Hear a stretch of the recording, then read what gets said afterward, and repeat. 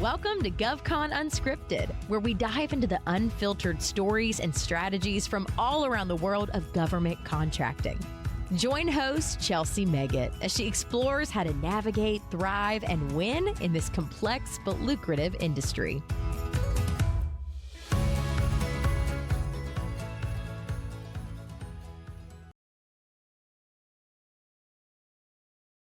All right. Hey, everyone, and welcome back to GovCon Unscripted. I'm your host, Chelsea Meggett, CEO of Collaborative Compositions. And today I've got with us a special guest, Aubrey Gainfort from the Breaking the Standard podcast, host and founder of that podcast. Aubrey, who are you and what do you do? So I am the host and founder of Breaking the Standard. I work in contracting, but I'm here speaking my own personal opinions and just on behalf of the show, which I'm happy to share. And I'm sure we're going to talk about in greater detail, but I'm happy to be here. Thanks, Aubrey. It's great to have you here. I am so curious. Your show is one of the most fantastic government contracting resources out there for folks. If you've been listening to podcasts, if you are in the federal podcasting game, Aubrey's breaking the gold standard for podcasts. So tell us a little bit more about that show. When did you start it? I actually started it 5 years ago in April. The show's about to turn 5. And thankfully, the pandemic gave me the opportunity to do that, which a lot of people don't see the positives that come out of the pandemic. But I say the pandemic gave me the show, my dog, and my son. So started it in April of 2020.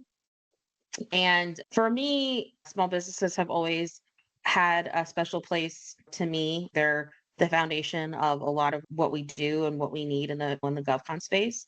And there was just a lot of information that was either piecemeal or missing, or small businesses had to pay for inaccurate information. And so I didn't see why it needed to be something that couldn't be free and available just to help educate them and allow them to make their own decisions. And that's really how it started. If you had told me 5 years ago that I'd be here, I wouldn't believe you. So it's been a wild ride and it's been so much fun. But yeah, it's crazy to think we're going to be celebrating our 5th birthday in April. That's incredible. That's plenty of great things came out of the pandemic. Personally, I started my company in the pandemic. We grew out of that. And there's been so many resources, especially on the small business side, that really did truly come from the pandemic and the pandemic programming. Where did you start? Was it just an initial launch and you've built up such a following now? How far did you come? Do you advertise? How do you get out there? Oh man, when I started it, my friend and I actually started it together. And she was on the private side and I worked on the federal side.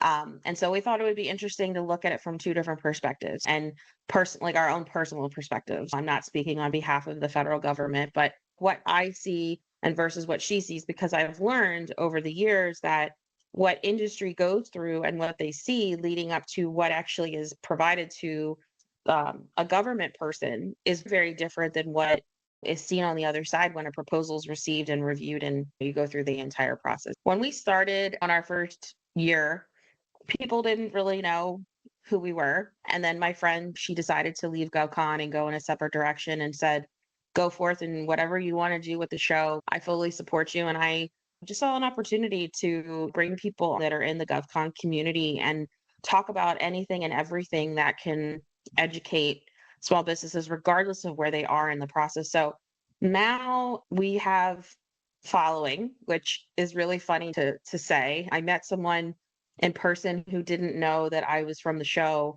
And when I introduced myself, he was like, I just listened to one of your episodes today. And so it was like a full circle moment for me because all I've ever wanted is just to help people. I want people to be able to learn something from it. And honestly, Chelsea, I learned something on every single episode that I record.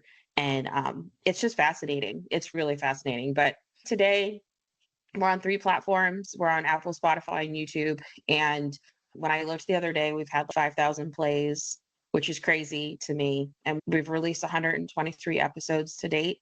I'm excited about it. I'm looking forward to where it goes from here, but it's also just been a lot of fun. I don't know how you feel about doing your show, but it's just fun to meet people and talk with people and learn about it. And I don't know, I'm having a lot of fun with it. I absolutely love that part in doing this with people is to bring on guests that have such an interesting perspective and so many things that they can share insights and so forth that I can learn from them.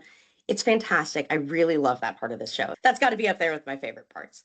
I really love your show because you've got a unique perspective. You're one of the only folks that have a government job, and you're not here to speak Hmm. on behalf of that. So you've got that interesting from the other side perspective that not a lot of industry gets very often.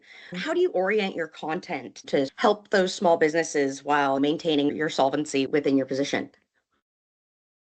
When I interview people on the show, I don't ever really speak from a federal perspective. If I ever talk about anything, it's just from my own personal experiences that I've had over my 16 years in contracting. But I always look at what's currently going on in the GovCon world. And sometimes it's hot trends, other times it's just things that I don't know anything about. I released an episode on Monday about SIVers. I know nothing about the DoD space. So I've started to bring people on to talk about, what's going on in the DoD small business community, because that's a whole other world in itself. And it's just been really interesting. I just sometimes also take a survey of what people think they'd want to hear about, or people that are currently dealing with it as a small business owner in this space. And that's actually been how I've lined up the next couple of episodes, like getting a line of credit. What do banks look for? What are they trying to find so that they're able to get a line of credit and be able to start somewhere? I'm having a CO and a price person come on to look at industry and federal sides of what it means to be fair and reasonable, and what the interpretation is from the company side versus what the CO is looking at and their interpretation of it. I always come up with some really cockamamie ideas, and I'm always like, that's interesting to me. And then usually it's been interesting to other people, but I always try to get a pulse check to see what are you currently dealing with, and what are things that you wish you knew that aren't out there, or it shouldn't be this hard to get this information. But I always just come into it, I don't know anything, and trying to learn something about it. And then as they start talking, I have more questions. But I always just try to come into it pretty impartial, and trying to, like, learn something, which I always do. That's incredible. There's so few resources out there that are really actively trying to provide small businesses, especially the resources that they need when they need them. Ultimately, it's great to have all the background and all of the historicals, but when you're looking for reasonable real-time information, it's not necessarily easy to find trending topics in GovCon space on podcast platforms. It's just a Mhm. void. So you said you've got 16 years in federal experience. Mhm. Let's talk about that a little bit. When did you start working for the federal government, and what motivated you to start working for the federal government out of curiosity? I actually looked in college, and my senior year, I worked at a career center, and the program that I actually ended up going to in the government did a recruiting opportunity at the career fair. And so I sat down with the recruiter for a little while, and he asked me what I wanted to do after I graduated. And I always knew that I wanted to work in the public sector. I just didn't really know what I wanted to do. And he said, well, you should apply for this. It might be, up your alley. And had no idea what procurement or contracting was. And then interviewed for my job 2 weeks after I graduated from college. And then I got my offer letter, and I started that September. So September of '08 is when I started. And Wow. it's funny because now that I know what it is, it's always in need, it's everywhere. And once you learn the skill sets, they're very transferable to other things depending on what you want to do, because contracting is not for everyone. Um, but people don't believe me when I say I've been in for 16 years. And then when I tell them that I got my job right out of college, they're like, oh, okay. Because they don't believe me. But yeah, I can't believe it's been that long. But it's been really interesting to see also, like, how things have ebbed and flowed, and talking to people that have been in this industry for 30 years to see things that were here and that went away and now that are coming back again. That's been really interesting. There's a program that basically allows you to do, when I did it, it was 12 months, but now it's 18 months. And you go to 2 or 3 different agencies to get different experience, and then you get placed at an agency permanently. And it offers you a lot of visibility into how things, similarly work in contracting, but depending on the mission and what you're working on, you get exposed to a lot of different things, and then you get to get placed at one of those agencies permanently. And that's what I did. And honestly, I'm really glad the program's still around, and hopefully they'll be able to hire more people. It was definitely the good fit for me. But yeah, I can't believe it's been that long. It doesn't feel like it. Out of curiosity, did you go to college in DC area? I did. I went to American. Okay, okay. Yeah. We never got any of those options or opportunities really with our universities out in the Pacific Northwest. I'll say there's definitely a higher concentration of academic programming oriented towards bringing folks into the federal government game. I was the only person in my MBA program who was even aware of what federal government contracting was. So that was fun.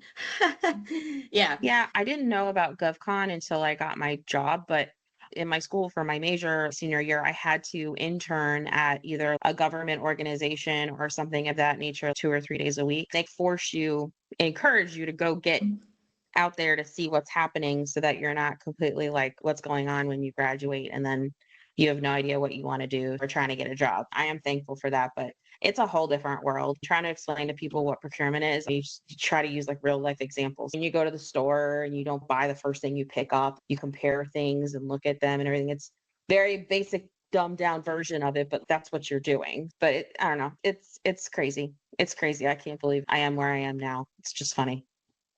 What's the name of that program? And you said it's still around? Yeah, it's called the Acquisition Professional Career Program, APCP, and it's through Department of Homeland Security. And they had a couple of different tracks. I don't know if they still do or not, but they definitely have a procurement track. They used to have a program management track. They had an engineering track for a while, but they are really great about making sure that you get all of your training to get your contracting certifications, level 1, 2, and 3. And so I still talk to people from that program because you're in a cohort with 15 to 30 people, and that's been really great. And we've all ended up in different places. Some of us stayed in the government, some of us went to other places, but it was a really good starting zone for me. It's great for people that come right out of college, but there are a lot of people now that make career changes and then they start there and then they move up. So it's been really neat to see all of the different walks of people that have come through the program. Yeah, that sounds like a fantastic program. I would definitely suggest anybody who's interested in getting into federal procurement directly after college or making that career change, check that program out. So you said you came out in 2008. So we're coming on some foreseeably hard times in the future, but those were some hard times. Like, a lot of the people I went to school with, they didn't have a job when the bottom fell out. yeah, And I really am very grateful that I had that because things were all over the place for a while. yeah. And then things started to get better, but it's really wild to see how things have gone when we've gotten furloughed and things have gotten shut down. And then it's okay, what now? And the continuing resolution is always a funny joke now because are we going to get another month? Are we going to get a year? What are we going to have? And you learn that and get used to it as you go along. But at my first 2 years, I was just, what's going to happen? And everybody that had been around was like, just, it'll be fine. Just give it a week or two. And they were right because we got another 6 months or we got a year. And it's just been all over the place. But yeah, I don't know if I would still be in DC if I didn't have my job when the bottom fell out. I would have probably gone home because I'm not from here. I would have probably gone home to New Jersey and then tried to regroup with my parents and figure out like what I'm going to do. But thankfully it worked out that I had a stable job and was able to afford living in DC and I was able to stay here. Otherwise I would have been out. Yeah, I can't imagine. And I don't want to date myself, but I wasn't quite as immersed into the industry yet. So I don't really necessarily have that point of reference. But I saw so many companies coming out of that, either stronger, weaker. And it throws me back to pandemic times when all else fails. My instinct is to turn my eyes to government and see what they're doing to get a sense from that, because government contracting, it's an industry and it's one of those, I would say, probably a little bit more secure industries for companies to be in and to participate in. I get the sense that it tends to be an up and down. It comes and goes in cycles with the economy, probably for industries. Oh, yeah. You make a good point, though, that if you get into this industry, you're always going to get paid, unlike commercial agreements or other things that you're dealing with. It's hard to get in, but once you're in and you start building those relationships and getting those contracts and stuff, it definitely is a guarantee you're going to get paid. You have the business, the government has a need and they need to fill it. You're in a good spot. It's just getting there sometimes. That's the hardest part. But yeah, it probably was really relieving to a lot of people during that time that were in this space that knew, okay, everything's falling apart, but I still have a steady income or I'm getting paid this month. I can't even imagine. I really can't looking back on that. And you're right, drawing it to COVID. So many things changed. So many people unfortunately had to close depending on what industry you were in, restaurants and stuff. And it did like a huge 180 for a lot of people. Just crazy. Yeah, I can appreciate that you get to see those trends and that you can, from a high level, understand that it is secular and you've got these cycles that kind of ebb and flow with business. What trends have you seen in your recent history? What's trending within your realm? I'll just get on a little bit of updates on policy here. I know the small business Mhm. goal was set back a little bit, but I personally am not sure that's going to dissuade agencies and entities from contracting with small business. I would like to think that there's probably going to still be an increase in small business supply chain and interest in working with the government. Have you seen a dropout of contractors? Have you seen a shrinking of the industrial base, or are you seeing a little bit of an uptick? Right now, I haven't seen that much of a change, and it just depends on budget and what the budget's going to do. But people have asked if you're in contracting, does it impact your job when administrations change or when things change? And a lot of times I'm the boring answer because it's no. Because depending on the budget, a lot of what we already have lined up for the year in terms of whatever they're working on, it's probably already going to be able to go forward. And for me right now, the trends that I've seen are a lot around the AI, the hot topic, hot button issue right now. And then, like, how is that going to be incorporated into contracting? How is that going to be rolled out? And people ask a lot of really interesting questions about it on both sides. What's the training going to look like? And how is it going to be incorporated? And how is it going to be tracked?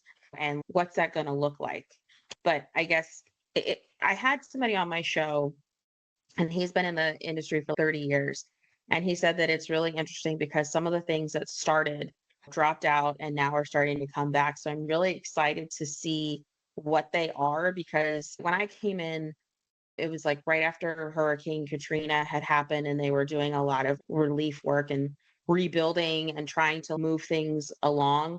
And then a lot of security things happened. And so they stood up TSA, and they've realigned so many different things over the last 20 years that I feel like it's going to happen again. Things are going to get realigned and things are going to move. But I am curious to see what will happen with the policies, what the small business, industry will have in terms of impact. Right now, I haven't seen a huge change, but that's just me. I'm sure other people probably see something different. And depending on who you support and what you do, you probably either are dealing with it every day or you might get a chance to talk about it every once in a while. But I do hope that's not impacted greatly. I keep seeing CMMC everywhere.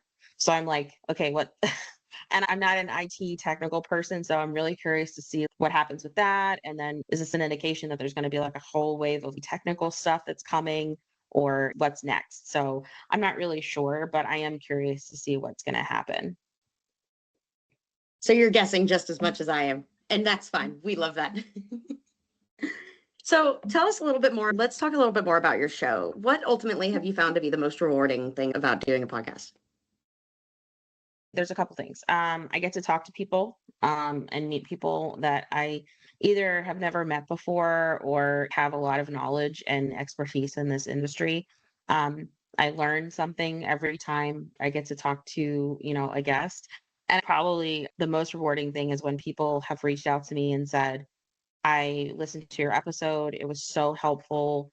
Or they've just discovered the show and they're like, oh my gosh, I didn't even know you were here. And I can't wait to listen to X, Y, and Z. And then they, send a note saying, this was so helpful. And that's probably the most rewarding thing. But being able to know that if it helps at least one person, it just warms my heart, because that's ultimately what I wanted in the first place.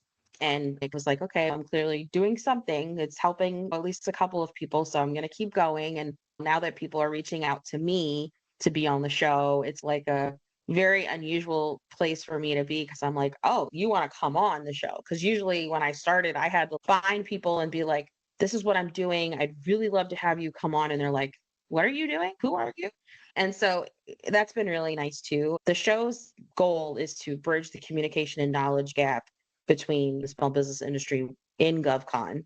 And knowing that people know that and that they really want to be a part of it, it makes it all worth it. It really does. It makes sitting there thinking about what am I going to write about and what am I going to share about? And are people going to like this? It erases all of that and just makes it really enjoyable. And I'm sure you've had a lot of interesting people. I feel like you get to meet people that you probably wouldn't have met otherwise. Definitely. I feel like I get the opportunity to give people a platform, right? To share their thoughts, their insights, their expertise and their knowledge. And that's definitely something that brings me a lot of joy. Here's a hint for any of the audience members. If you want to be a guest, just reach out. Yep. But what about, Yep. are there pitfalls?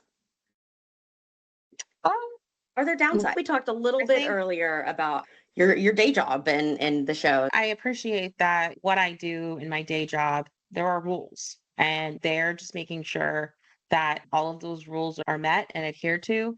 And podcasts are a new form of media. So it's one of those things where it's, okay, what is this? And what are you doing it for? And because it's in the same industry as what I do professionally, it adds that additional layer of looking at, okay, what are you doing? Who are you talking to? What are you talking about? They've been very supportive because when they realized that I was just interviewing people and learning and educating, it was a green light.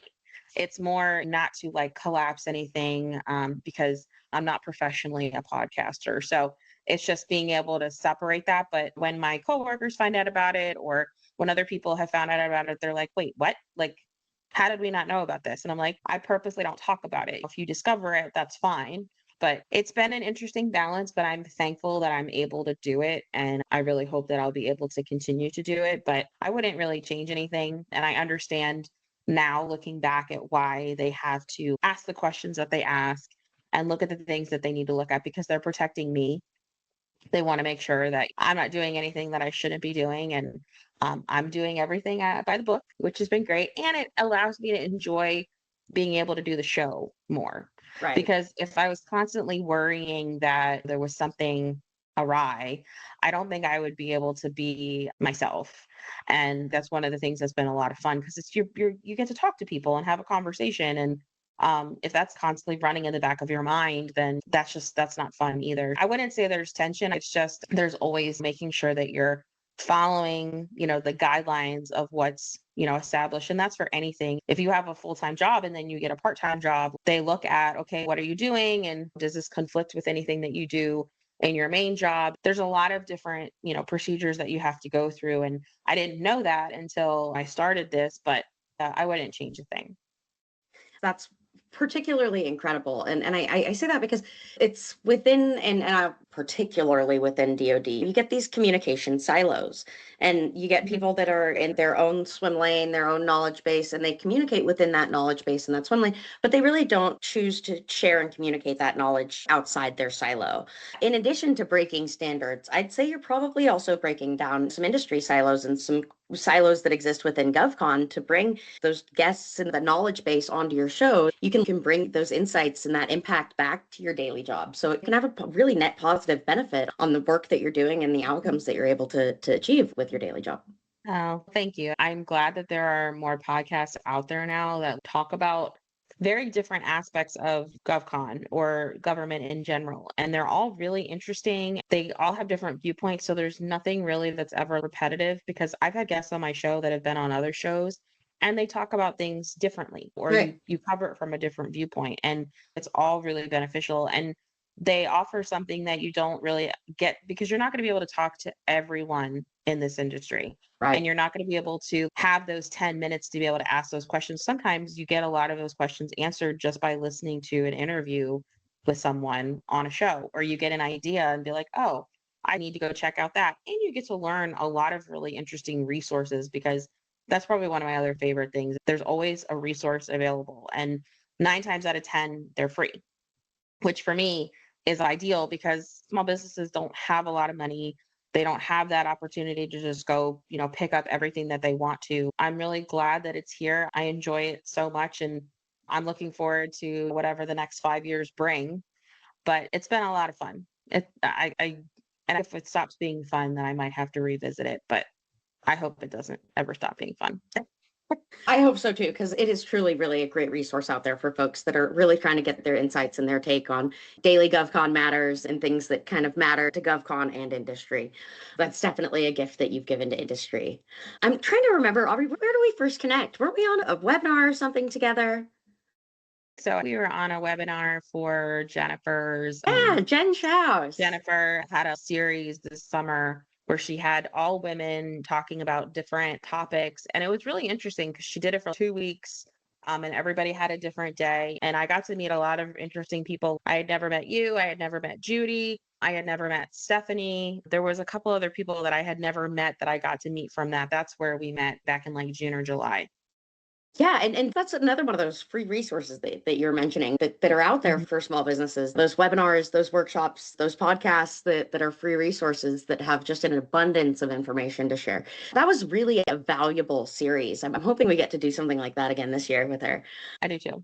What other things are you doing? Do you go out to conferences often? Are you out there meet and greeting, networking? Sometimes I'll go to networking events in the evenings, which is fun. And then I'm hoping to go to the NCMA conference because it's here in DC this May, and it's small business related. So that's even better. I try to go to things, but it also just depends on availability and work schedules. And I have a 4-year-old. It's just being able to navigate what's doable and what isn't. If people I've met in the industry are having a happy hour or something, I try to go to those.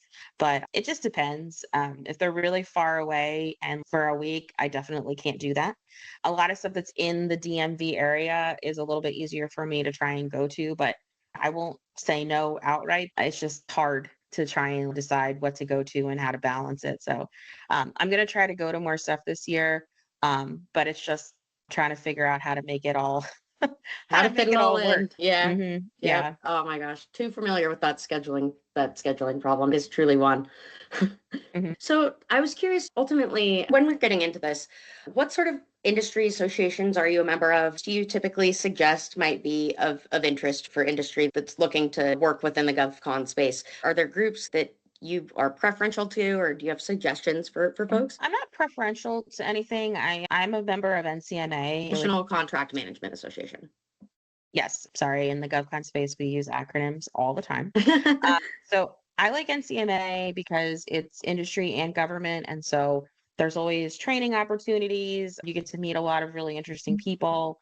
I got to publish an article in the magazine in December, and that was like a nerd out moment for me. But they talk about all these really interesting topics that are current or future based. Some of them have actually come to fruition depending on the transition into the new administration and like how things are going and that kind of thing. There are a lot of groups on LinkedIn that I would say maybe if you're not a member of them to go check them out. But there's also, what is it? There's newsletters that I have suggested that you can sign up for because there are people that do either like a Monday, Wednesday, Friday, or a daily forecast of all of the things that are going on, awards that have happened, solicitations that are out, hirings, all of these different things that maybe you don't have the time to be able to look through all of them. They are listed with links so that you can go check them out. And a few of the ones that I've gotten to meet people from are G2 Exchange, GovBrew, and Orange Slices. And they all have things that are branched from that. G2 Exchange and Orange Slices both have podcasts, and they do events throughout the year where they bring people together to talk about different topics, and they have a speaker. And so you're always learning something. It's just nice that you can learn something and be able to meet people, and then also maybe be able to have a beverage or a snack while you're doing it. The other group I met recently that's in this area is the Capital Business Development Association. So I would say also look at associations like that, or the Small Business, the Veterans Association. They have conferences. So it's just looking at in your small business, what makes sense in terms of, are you a veteran? Do you want to associate with a veterans association? Do you want to associate with women's groups? Are you a woman-owned small business? Are you lining yourself up with like businesses that can help you in terms of navigating what it's like to have those certifications and to look for different opportunities, or to be able to partner with other people, and strategically thinking about what makes sense for me. And especially if you're new, it helps because if people who take you under their wing have been in this industry for a while, they can help you to say, okay, yeah, that happened to me too, or don't worry about that. make sure to focus on this and be able to navigate some of the potholes that happen, especially when you're new in this industry, because that happens a lot. And I have heard that a lot, especially with some of my guests, when they've learned from the mistakes or things they wish they had known that now they're trying to pay it back to other people, which is great. Yeah, I definitely think having that resource network and in that group of trusted individuals that have been there, done that, it just can be really helpful. It does come with a lot of hazards and a lot of barriers to entry when you're just getting started. So being able to overcome some of those, and if you can, is always going to be in an advantageous position. Aubrey, we're getting close to the end of our time here, so I just want to be considerate. So how can people get a hold of you if they want to know more, if they want to get in touch with you, get onto the show, follow the show? Yeah. Where do they do that? I'm on LinkedIn a lot, so I would say follow me there or connect with me there. Aubrey Gainfort, and I have the show as a company page, so you can go follow that. And I usually am always sharing either things that are linked to small businesses or GovCon and like how to like make it simple for people that aren't familiar with it.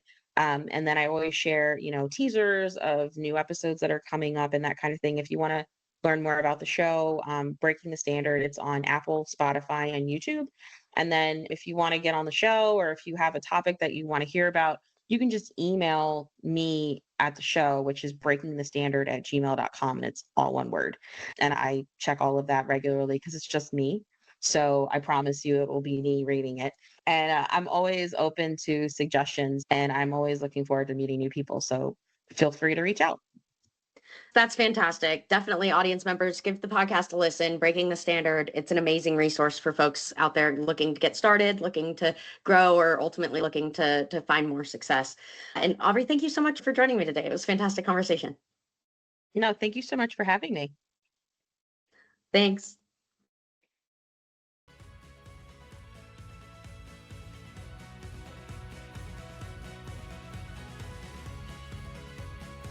Thanks for listening to this episode of GovCon Unscripted with your host, Chelsea Meggett. Do you have a GovCon story or need guidance in government contracting? Connect with Chelsea on LinkedIn to be a guest on the show or to enhance your business strategy. Don't forget, your network is your net worth. If you liked what you heard, don't forget to subscribe, leave a review, and share this episode with your growing GovCon community.